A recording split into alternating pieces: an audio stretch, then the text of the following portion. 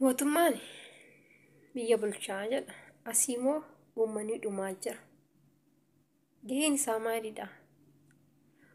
Biittii qofni faayidaa qabaa yoo namni nagaan qabaanne, yoo namni nagaan bahee nagaan.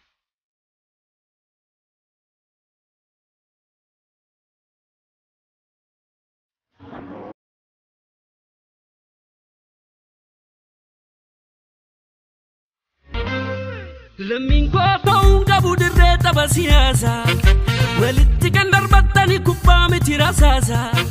Lammiin koo ta'uun qabu dirree tapha siyaasaa. Lammiin koo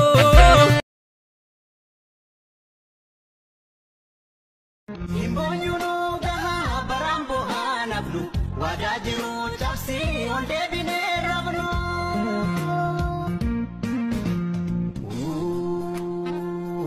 Jette ati ilmaan lamaan waliin gaggeessite. Mootummaan biyya bulchaa jedha. Asii immoo uummanni dhumaa jira. Gaheen isaa maalidha?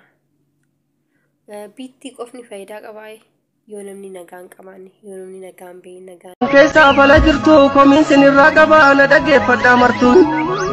Osoo uummanni keenya roorroo diinaan rakkatu tokkummaa uumaa jedhee isinitti waakkatu marii jettanii teessanii wal qocoltu. Wal dhabdee nama dhuunfaa siyaasatti jijjiirtu karaa sooshaal miidiyaa walirratti ololtu. Kanatu qabsoodhaare waan garaa nama nyaatu waan garaa nama nyaatu waan garaa nama nyaatu. Muka guddaa dulloomee ol dhaabbachuu dadhabee jigee karaarra ciisu qottootitti baay'atan. Saba guddaa gabroomee walii galuu dadhabee gareedhaan yaa'u yartuutitti dhaadatan. Oromoon silaa goota maalumaaf didee yaadaan gargar facee laatan. Yaa Rabbii si kadhanne yaa Waaqaa si kadhanne mala nuu dhahi gooftaa mala nuu dhahi gooftaa mala nuu dhahi gooftaa. Utaalchan gaafatina aadaa ormaan saamamtee deesseera lashee dhabdee boo'ichan gaafatina deenaf jalaa dhabee garaatu na gubata jireenya addunyaa kanaa akkaamu manni laata. Kan kuda birakkata hormi kuufii bulchata guddaan garboomuun kuni akkaamu manni laata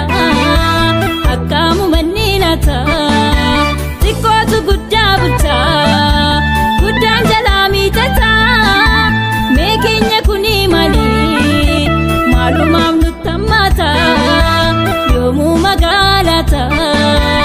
Ilame haadha keenya garaan si gubatini yoo dhumee nu awwaalta yoo